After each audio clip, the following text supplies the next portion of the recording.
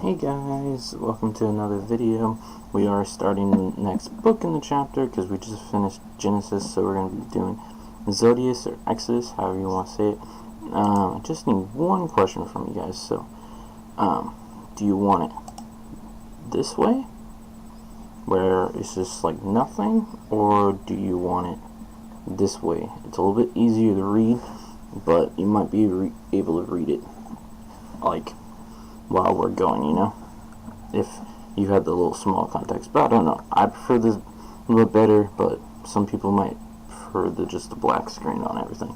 So here we go, Exodus or Zodius, however you want to say it. And I do know I have some glare on my glasses, so I am sorry about that, but this is how some things work. You can't really fix it. I could get some contacts or just not wear glasses at all, but it makes it harder for me to read. But here we go. Blessing during bondage in Egypt, chapter 1 of Zodius. These are the names of the sons of Israel who entered Egypt. Each man with his household entered with Jacob. Reuben, Simon, Levi, or Levi, however you want to say it, and Judah. Issachar, Zebulun, and Benjamin. Dan, Naphtali, Gad, and Asher. All the people who were directly descendants of Jacob numbered 70. Man, that's a lot. But Joseph was already in Egypt. And in the time Joseph and his brothers and all that generation died. The Israelites, however, were fruitful, increased greatly, multiplied, and became extremely strong, so that land was filled with them. Then a new king, who did not know about Joseph, came to power over Egypt. Dun dun dun. He said to his people, "Look at Israelites, people, more numerous and stronger than we are. Come, let's deal wisely with them. Otherwise they will continue to multiply. And if a war breaks out, they will ally themselves with our enemies and fight against us and leave the country." So they put foremen over the Israelites to oppress them with hard labor. And as a result, they built the Pithom and Ramses as a store cities for the Pharaoh. So I guess like a mall city, basically. I think that's what it means. Basically where a king goes and he can, shop for luxury stuff. Kind of weird, but yeah. But more Egyptians oppressed them. The more they multiplied and spread. As a result of the Egyptians loved the Israelites, and they made the Israelites serve rigorously. They made their lives bitter by hard service with mortar and bricks, and by all kinds of service in the field. Every kind of service the Israelites were required to give with vigorous. And that sucks. I'd hate, like, they're not getting paid for this either. They're just, oh, someone's coming in and telling, it's like, oh, hey, you need to build this, build that, go work in the farm or in the fields and do this so we can prosper. Kind of sucks. The king of Egypt said to the Hebrew midwives, one of whom was named Shiphrah, probably butchering it, and the other Porah, when you assist the Hebrew woman in childbirth, observe at the delivery. If it's a son, kill him. But if it's a daughter, she may live. But the midwives feared God and did not do what the king of Egypt had told them. They let the boys live. Then the king of Egypt summoned the midwives and said to them, "Why have you done this and let the boys live?" The midwives said to the Pharaoh, "Because the Hebrew women are not like Egyptian women. For Hebrew women are vigorous. They give birth before the midwives get to them." So God treated the midwives well. And the people multiplied and became very strong. Because the midwives feared God, he made households for them. Well, that's good for the midwives. And then the Pharaoh commanded all his people, all sons that are born you must throw into the river, but all daughters you may live. Okay. Chapter 2 of Zodius. The birth of the deliverer. A man from the household of Levi married a woman who was a descendant of Levi. See, this doesn't make sense to me. So basically a man, I guess, like who works for Levi, married like one of his descendants. It's kind of weird how it's phrased there, because when I first read this, I was like, wait, what? I thought it was like him himself married one of his descendants. I'm like, whoa, whoa, whoa. But no, I had to reread it a few times. The woman became pregnant and gave birth to a son. When she saw that he was a healthy child, she hid him for 3 months. But when she was no longer able to hide him, she took a papyrus basket for him and sealed it with the bitumen and pitch. It's a weird word right there. She put the child in it and set it among the reeds along the edge of the Nile. His sister stationed herself at a distance to find out what would happen to him. Then the daughter of Pharaoh came down to wash herself by the Nile while her attendants were walking alongside the river. She saw the basket among the reeds and sent out one of her attendants, took it, opened it, and saw a child, a boy, dun dun dun dun, crying. And she felt compassion for him and said, "This is the one of the Hebrews' children." Then his sister said to the Pharaoh's daughter, "Shall I go and get a nursing woman for you from the Hebrews, so that she may nurse the child for you?" The Pharaoh's daughter said to her, "Yes, do so." So the young girl went and got the children's mother. Pharaoh's daughter said to her, "Take this child and nurse him for me, and I will pay your wages." So the woman took the child and nursed him. When the child grew older, she brought him to the Pharaoh's daughter, and he became her son. She named him Moses, saying, "Because I drew him from the water." Dun dun dun. The presumption of the deliverer. Okay. In those days, when Moses had grown up, he went out to his people and observed their hard labor. And he saw an Egyptian man attacking a Hebrew man, one of his own people. He looked this way and that. And that doesn't make sense. He looked this way and that, and saw that no one was there. That's a weird sentence there. Sorry, guys. And then he attacked the Egyptian and concealed his body in the sand. Oh man. He went out the next day, and there were 2 Hebrew men fighting. So he said to one who was in the wrong, "Why are you attacking your fellow Hebrew?" The man replied, "Who made you a ruler and a judge over us? Are you planning to kill me like you killed that Egyptian?" Then Moses was afraid, thinking, "Surely what I did has become known." When the Pharaoh heard about this event, he sought out to kill Moses. So Moses fled from the Pharaoh and settled in the land of Midian. And he settled by a certain well. Now a priest of Midian had 7 daughters, and they came and began to draw water and filled the troughs in order to water their father's flock. And when some shepherds came and drove them away, Moses came up and defended them and watered their flock. So when they came home to their father's Rio, he asked, "Why have you come home so early today?" They said, "An Egyptian man rescued us from the shepherds, and he actually drew water from us and watered our flock." He said to his daughters, "So where is he? Why in the world did you leave the man? Call him so he may eat a meal with us." Moses agreed to stay with the man and gave his daughter Zipporah, I guess that's how you say it, Zipporah, to Moses in marriage. When she bore a son, Moses named him Gershom, for he said, "I have become a resident foreigner in a foreign land." Called the deliverer. Okay. During the long period of time, the king of Egypt died, and the Israelites groaned because of their slave labor. They cried out their desperate cry because of their slave labor went up to the God. God heard their groaning. God remembered his covenant with Abraham, with Isaac, and with Jacob. God saw the Israelites, and God understand. Now Moses was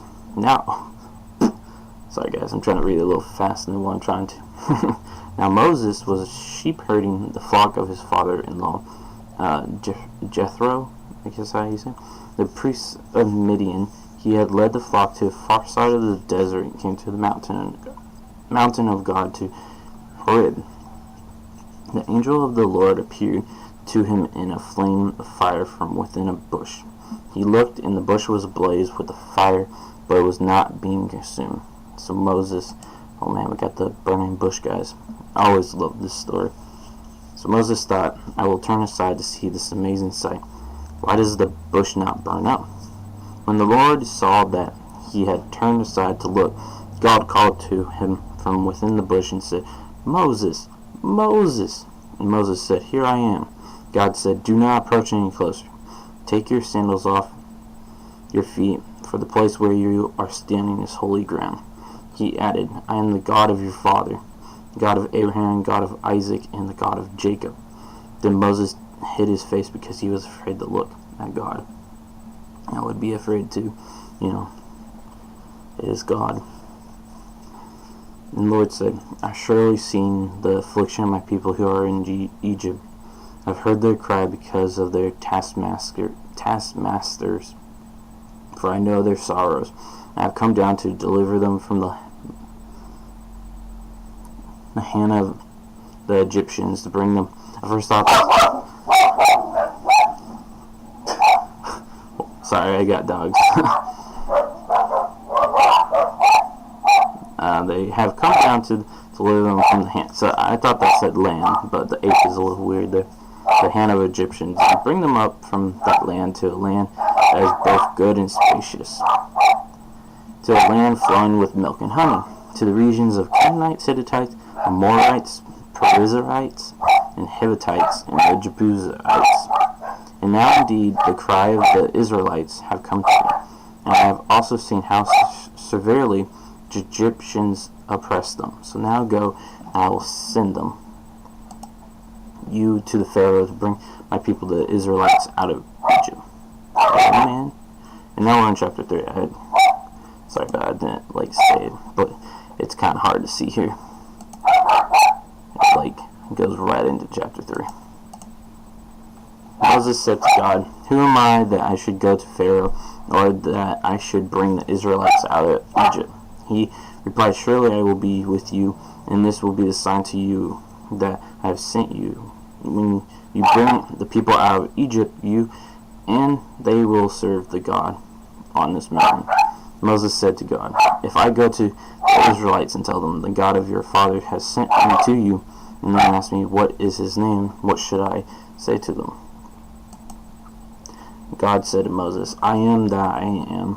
And he said, You must say this to the Israelites, I am has sent me to you.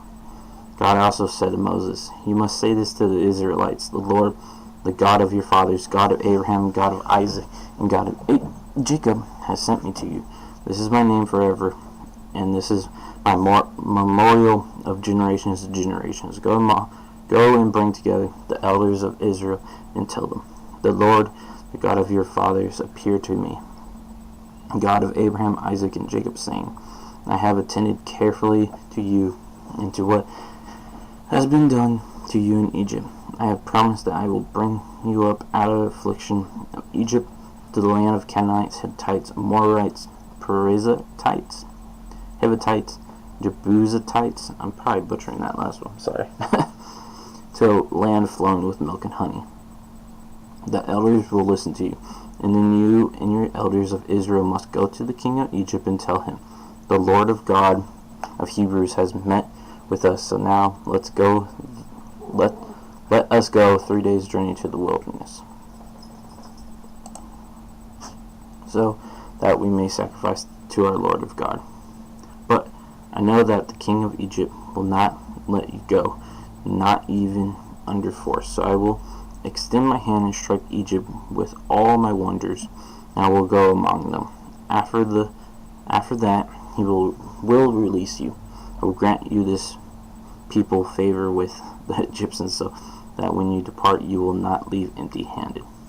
Kind of weird there. The wording, I'm telling you, is just a little weird here, so don't worry, guys. Every woman will ask her neighbor that neighbor and the one who happens to be staying in her house for items of silver and gold and for clothing will put these articles on your sons and daughters. Thus you will plunder Egypt. And chapter 4, the source of sufficiency. Oh man, cannot get the words out today. Moses answered again, and if they do not believe me or pay attention to me, but say, the Lord has not appeared to you, the Lord said to him, what is that in your hand? He said, a staff. The Lord said, throw it to the ground. He threw it to the ground, and it became a snake. Moses ran from it. But the Lord said to Moses, put out your hand and grab it by the tail. So he put out his hand, caught it, and it became a staff in his hand, that they may believe that the Lord of God of their fathers, God of Abraham, God of Isaac, and God of Jacob, has appeared to you. The Lord also said to him, put your hand into your robe. So he put his hand into his robe, and when he brought it out, there was his hand leprous like snow. That's a weird word, I've never seen that word. He said, put your hand back into your robe. So he put his hand back into the robe, and when he brought it out from his robe, there it was, restored like the rest of his skin. If they do not believe you or pay attention to the former sign, then they may believe the later sign. And if they do not believe even those two signs or listen to you, then take some water from the Nile and pour it out on the dry ground. The water you take of Nile will become blood or dry ground. Blood on the dry ground, okay. Then Moses said to the Lord, oh, my Lord, I am not eloquent man, neither in past nor since you have spoken to your servant, for I am slow of speech and slow of tongue. The Lord said to him, who gave a mouth to man, or who makes a person mute, or deaf, or seeing, or blind? Is not I, the Lord? So go now, I will be with your mouth, and will teach you what you must say. But Moses said, oh, my Lord, please send anyone else whom you wish to send.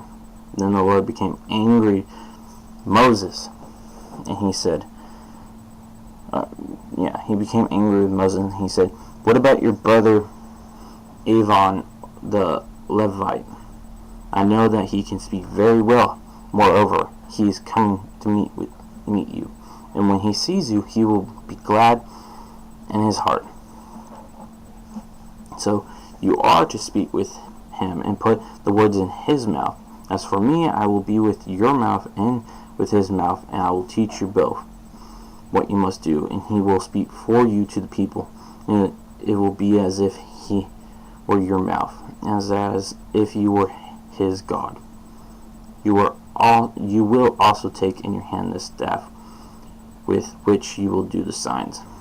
Oh man, Moses really didn't want to do this. He's like trying to distract God. He's like, hey, I can't, I'm not a good talker. I'm not a good, speech people. I can't do these miracles for you. And then he's like, I will give you someone to talk for you. And I returned to Moses. So Moses went back to his father-in-law, Jethro, and said to him, let me go so that I may return to my relatives in Egypt and see if they are still alive. Jethro said to Moses, go in peace. The Lord said to Moses in Midian, go back to Egypt, because all the men who were seeking your life are dead. And then Moses took his wife and sons and put them on a donkey and headed back to the land of Egypt. Moses took the staff of God in his hand.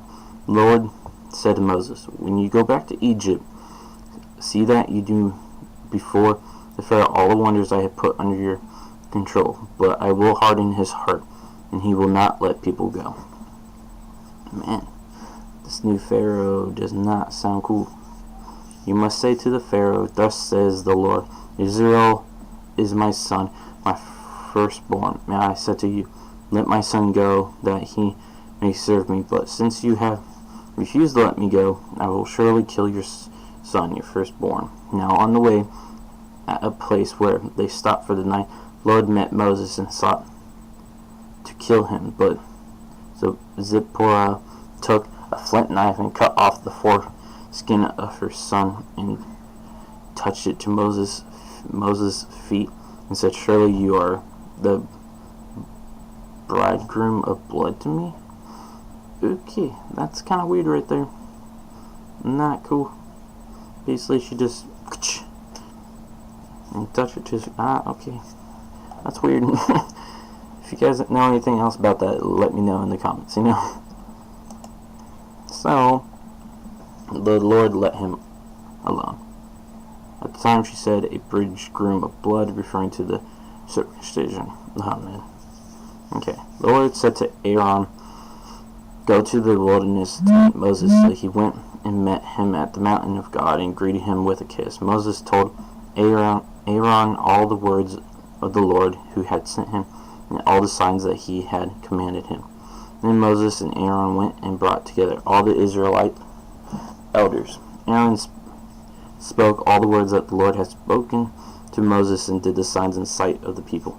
And the people believed when they heard that the Lord had attended to the Israelites and that he had seen their affliction. They bowed down close to the ground. Okay, so the Israelites were like, yeah. It's like, we believe you. Opposition to the plan of God. Afterward, Moses and Aaron went to the Pharaoh and said, "Thus says the Lord, the God of Israel, release my people so they may hold a pilgrim feast to me in the desert." But Pharaoh said, "Who is the Lord that I should obey him by releasing Israel? I do not know the Lord, and I will not release Israel." Oh man, Pharaoh, all you gotta do is listen to him. But nah, you ain't gonna do it, are you? Now we're in chapter 5, guys. And they said, "The God of Hebrews has met with us. Let us go a 3-day journey into the desert so that we may sacrifice to the Lord of our God, so that he does not strike us with the plague or the sword." The king of Egypt said to them, "Moses and Aaron, why do you cause the people to refrain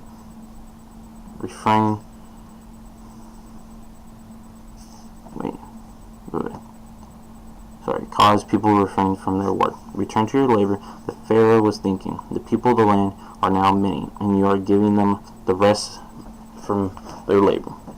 The same day, Pharaoh commanded the slave masters and foremen who were over the people, "You must no longer give straw to the people from making bricks as before.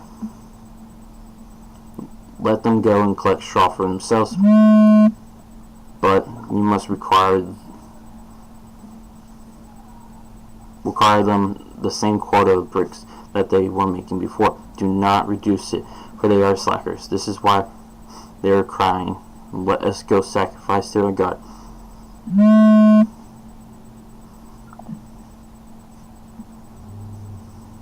Make the work harder for the men, so they will keep at it and pay no attention to the lying words.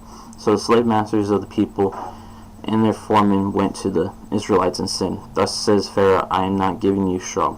You go get the straw for yourself wherever you can find it, because there will be no reduction at all in your workload." So the people spread out throughout all the land of Egypt and collected stubble for the straw. The slave masters were pressuring them, saying, "Complete your work for each day," just like when there was straw. The Israelite foremen, whom Pharaoh's slave masters had set over them, were beaten, were asked, "Why did you not complete your requirement for brick making as in the past, before yesterday and today?" The Israelite foremen went and cried out to the Pharaoh, "Why are you treating your servants this way? No straw is given to your servants, but we are told, make bricks. Your servants are even being beaten, but the fault is with your people."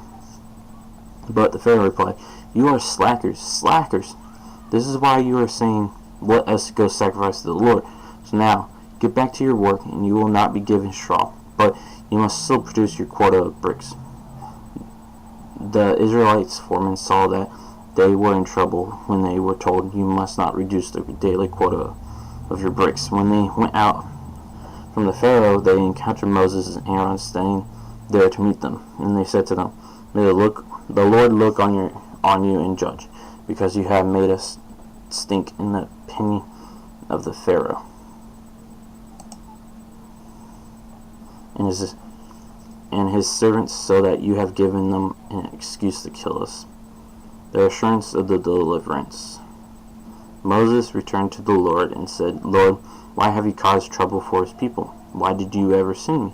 From the time I went to speak to Pharaoh in your name, and you caused trouble for his people, you have certainly not rescued them. Okay, guys, we're going to stop there, just so not get too much further into the story, because we all know, if you have read the Bible, you know what's going to happen next. But yeah, we're going to end it there. If you guys do like this, you can leave likes down below. Comment down below how I should pronounce names, because I am bad at them. And do, comment down if you would like this screening or you would like the full screen. Some people